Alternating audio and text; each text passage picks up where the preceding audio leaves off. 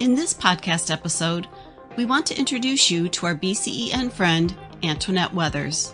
Janie Schumaker and Mark Eggers talk with Antoinette about her career of over 35 years in emergency nursing.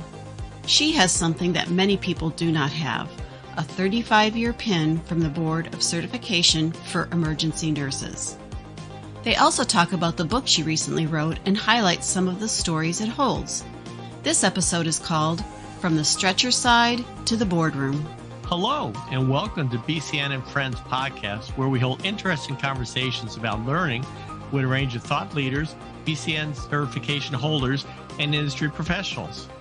But most importantly, create value and insight for you, our professional nurses across the emergency spectrum. We hope you find our conversations interesting, informative, sometimes funny, sometimes serious, but always valuable.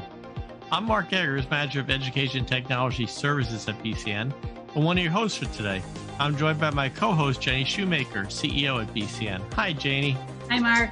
In this episode of BCEN and Friends, we have Antoinette Weathers. Janie, could you please tell us about our BCEN and friend, Antoinette? I sure will, Mark. Thank you. Antoinette has many years of healthcare experience. She's one of those industry leaders that Mark was talking about in his introduction.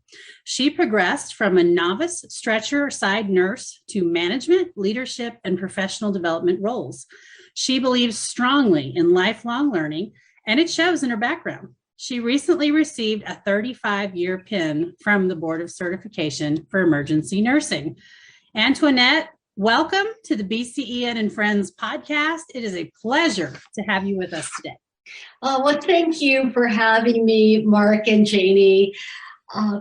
Just a little bit of a background about myself. I've lived in Hampton Roads, which is home to the largest concentration of military personnel for my entire life.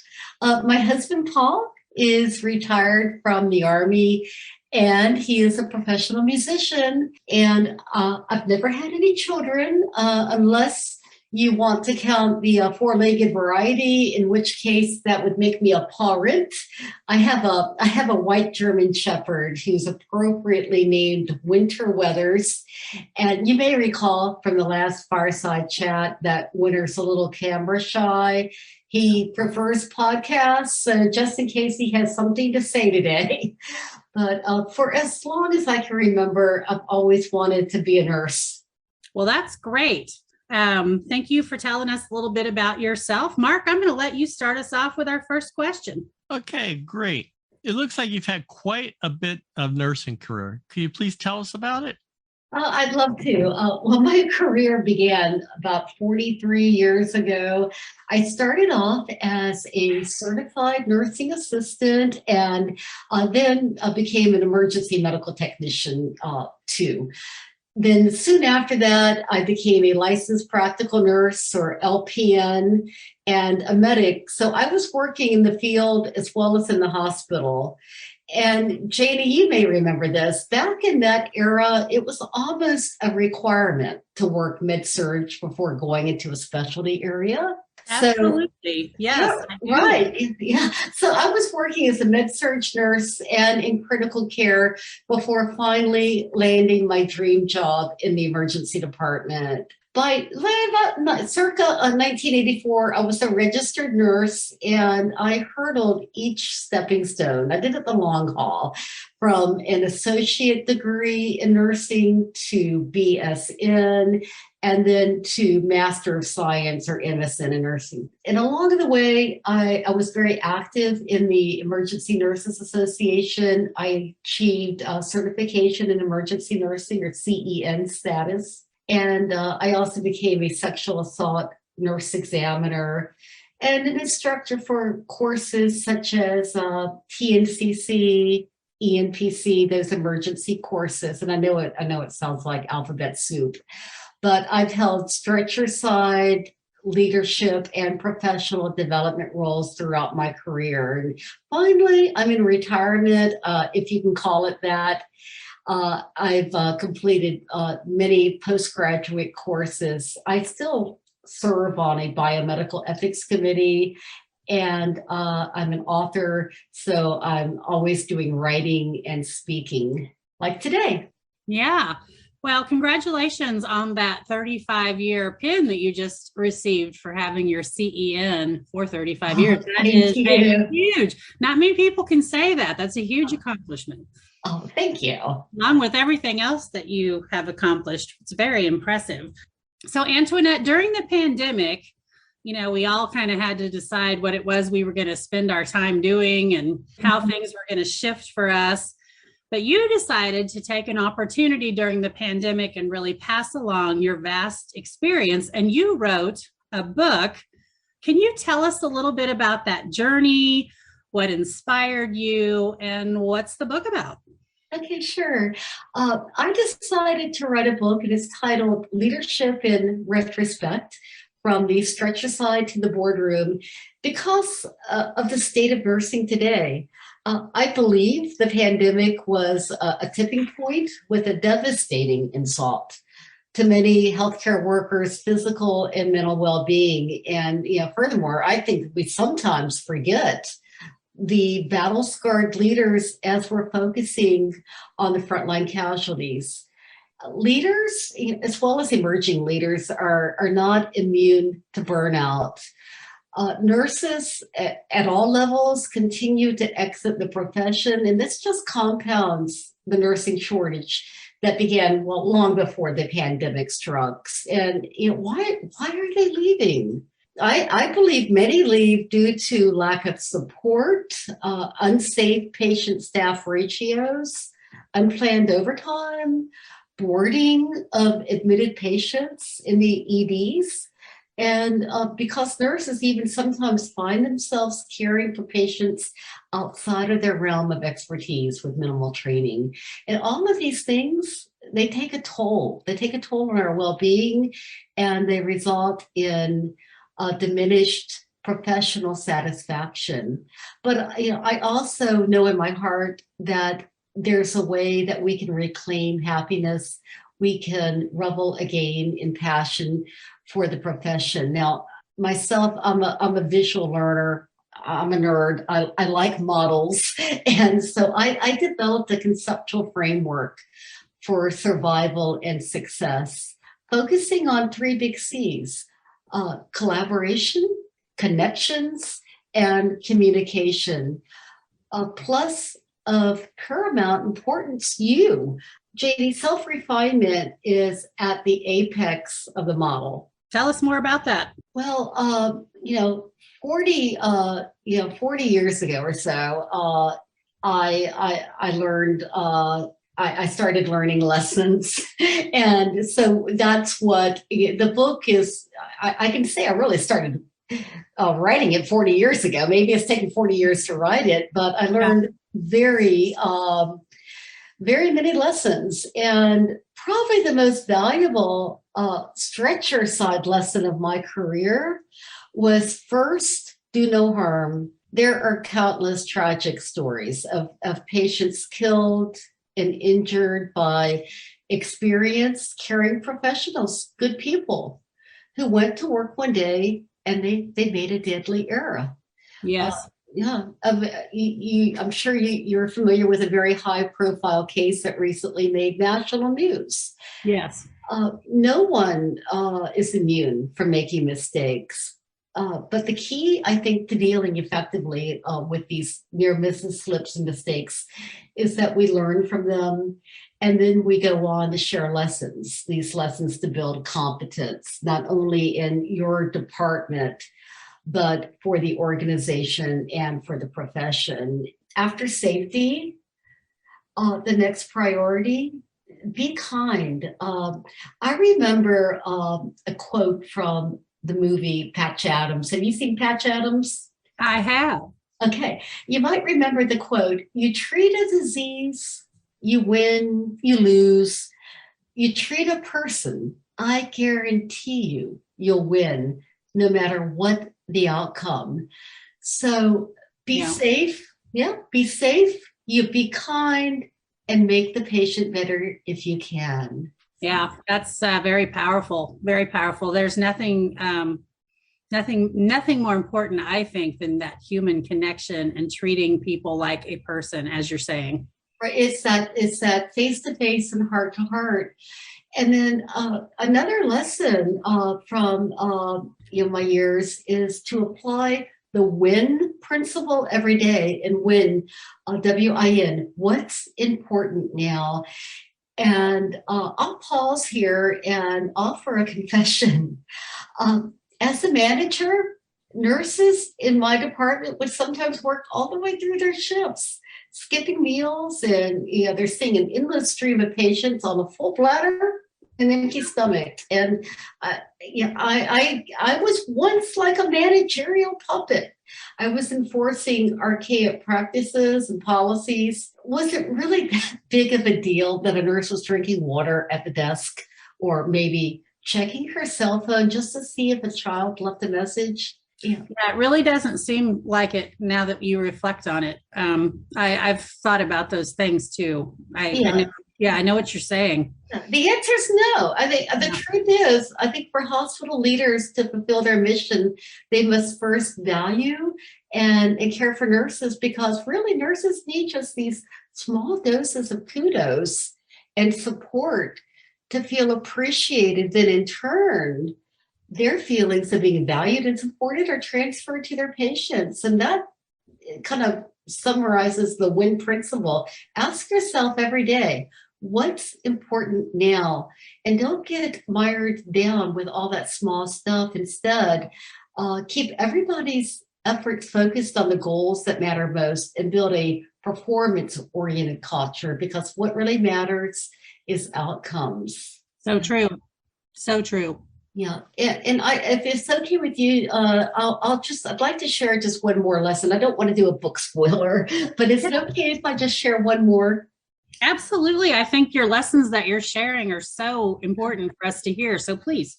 Okay, well, just one more. And Mark, I hope you don't have to edit this out, but pardon the expression, ask the chair whether you're at triage in an emergency department or you're at a nurse's station on an inpatient unit. The default position's at the bedside. I've always been perplexed when nurses are assigned to triage because they're on so-called light duty. I just ask managers, please don't do that, because only your fittest, your smartest nurses with the strongest interpersonal skills belong at triage. And, Mark and Janie, I'm thinking of adding bravest to that list, given the events of the past month. Triage, right. Triage nurses must be able to pivot quickly. I remember one night many years ago, I was working in the ED, and I was at triage, and we were bustling, and this tall, thin, lanky looking adolescent guy arrives, and he signed in with a chief complaint of difficulty breathing. Now, he's young. He didn't seem like he was in any respiratory distress across the room, but he did look like he was a little anxious. There were about 5 people signed in ahead of him. And because so many people were presenting to triage simultaneously, I rounded in the waiting room because I just wanted to prioritize who I would see, what order I would see these patients in. I went over to the young man, and he said he just coughed, and then he felt a sharp pain in his chest, and then that was followed by the shortness of breath. I listened, and his breath sounds were markedly diminished on one side when I auscultated his chest. And so I reached down for his wrist, and I noted that his pulse is a little fast, and his skin a little bit moist. So I immediately triaged him to the main treatment area, and I talked with the physician, and we ordered a stat portable chest. Early identification of, and I'm sure you're guessing this already, a spontaneous pneumothorax prevented a life-threatening condition. And so my first thought was, there, but for the grace of God, go I. And so when I worked triage, my seat never became too warm. Yeah. Wow, that's quite a story. Yeah.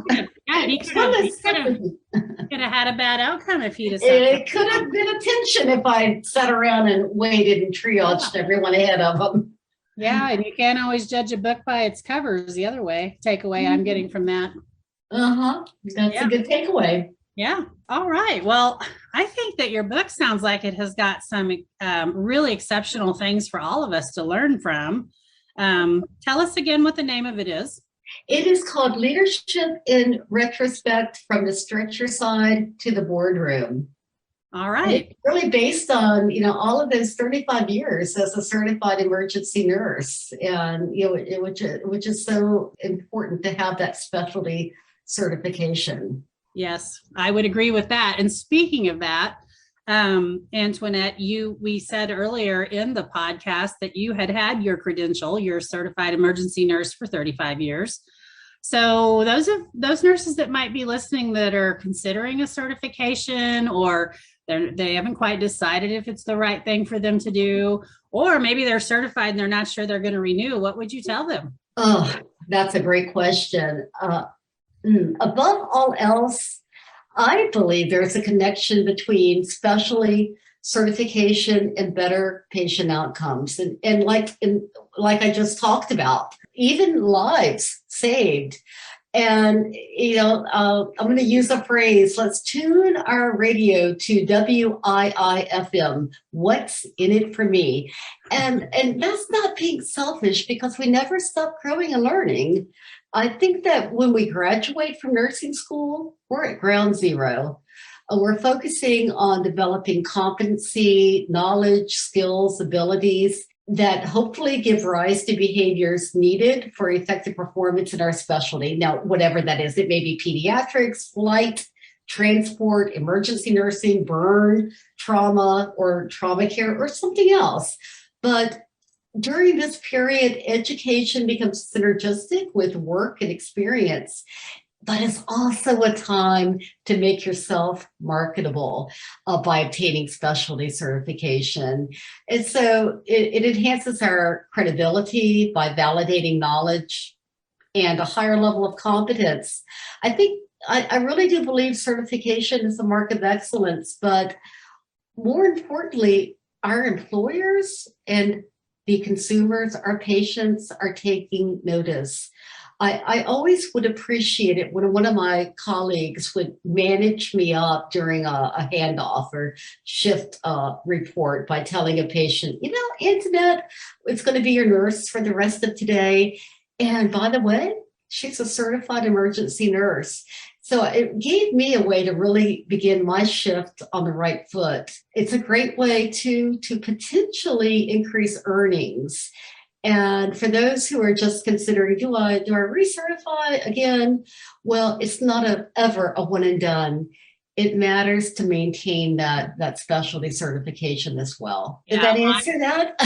Yes, and I obviously agree very much wholeheartedly with you. And I want to call out one thing you did say there about the managing up piece. So when you are handing off your patient to the next nurse, it's always good to manage that person up. And we don't do a very good job, I've noticed, as nurses, to say, my name's Janie, I'm going to be the nurse taking care of you, and I am a certified emergency nurse. Or this is Antoinette, she is coming on, she's going to take over for me, and she's a certified emergency nurse.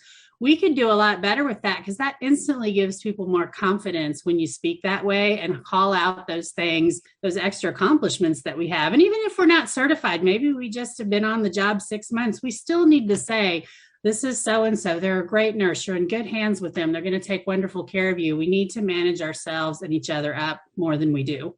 I can't agree with you more. And I believe in managing one another off as well as narrating our care and our handoffs. Mm-hmm. Yeah, absolutely. Absolutely. Because we know that communication is the number one reason why those mistakes you were talking about a few minutes ago are made in the first place. Right. At times. One of the 3 big C's, communication. Exactly.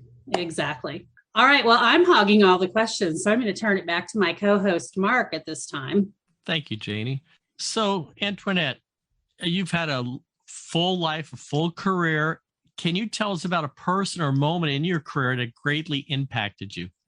So many, Mark. I've been blessed with so many wonderful mentors. And I think that if I had to choose one, single one out, it would be a nurse named Linda.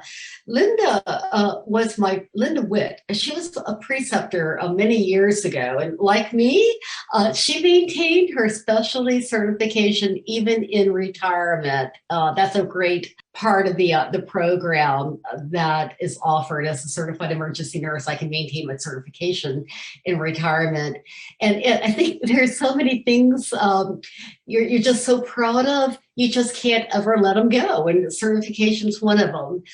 Linda was also the beta reader for my book, and she provided constructive criticism that resulted in a very polished manuscript. But sadly, my thoughtful, caring, loving, generous, and I can just go on, tenacious, smart mentor, friend, she passed away this April. Very, very rapid demise. An ER doctor described her best, and he said, "It goes without saying, there will never be another Linda Witt. She was the best ER nurse any of us doctors ever knew. She kept the doctors straight. She found pathology when others weren't even looking, remained a patient advocate in all situations, lived life to the fullest, all while putting others in the limelight, never herself." And this doctor said, "My career started with Linda. It ends with Linda. It would not have been the same without her." And I echo that. And I think that sums it up really well. Linda Witt, she was a nurse we all aspire to be. And as professionals, I think it's our duty to always pay it forward. And it's also an opportunity given us to leave behind a legacy like Linda did. The best mentors are ones who share their knowledge as widely as possible, I think, in the hope that it will benefit others. Oh, that's very good. Linda. Thank you for sharing that. Very much. Yeah, I miss Linda. I bet you do. I'm going to turn it a little bit now to what's called our few rapid fire questions. Oh, okay. So, what would you be doing if you were not in your current role? What is there any other thing in life that you thought about you wanted to do? Yeah, traveling. I'd love to take a cruise to Alaska. Oh, great. Excellent. That would be good. Have you traveled around some other than Alaska? Have you been other places? Mostly local. Mm-hmm. Mostly local traveling. Good. Good for you. Now, I have 3 categories regarding your favorites and what your favorites would be. What's your favorite book? Well, my favorite book, believe it or not, is called A Knight in Shining Armor by Jude Devereaux. Neat. I love it. And how about a favorite movie? The Sound of Music. I think I've seen it 14 times. Oh, it's a good one. It is good. Whatever. As soon as you think it, I think of The Hills Are Alive. But The one song I can play on the piano because I'm not a musician like my husband. And your favorite song talking about music? What a Wonderful World by Louis Armstrong. Yeah, it's very good. Very good. Love that song. And how about a comfort food or meal that you really enjoy? It would be comfort food. White pizza with a lot of garlic. Wow, neat. Super. And how about, in your busy schedule with all that's going on, do you have any other hobbies or interests? Hobbies and interests are so important for self-care, and gardening, yoga. In fact, I was in a yoga class this morning, reading long walks with my husband and, of course, my dog. Excellent. What's your dog's name? Winter Weathers. Winter Weathers. Okay, neat. I love it. So, Antoinette, if our audience would like to follow you online, what social media platforms are you on? Well, I'm on Facebook under Hummingbird Publishing, at Virginia Author, LinkedIn, Instagram, but my preferred method of contact is by personal email at stormyweathersauthor@gmail.com. Excellent. And I will put that in the notes as far as the description when the podcast gets published. So if the audience out there wants to know the information and catch it on here, you can catch it on the description of this podcast. Thank you. You're welcome. So I want to thank you for taking this time, Antoinette, for joining us for this episode of BCN and Friends. Thank you for sharing your story, your time, just overall was great. Thank you so much. Oh, well, thank you, Mark and Janie. I've really enjoyed it. Yeah, it was wonderful to have you. Thank you. Thank you. And to all our listeners, we hope you'll stay tuned as we continue on with BCN and Friends and bring in new and meaningful content and perspectives. If you have a suggestion for an episode, please email us at bcn@bcn.org. I'm Mark Eggers here with Janie Schumaker, and on behalf of the entire BCN team, we thank and celebrate you for all that you are doing as professional nurses across the emergency spectrum. Until next time,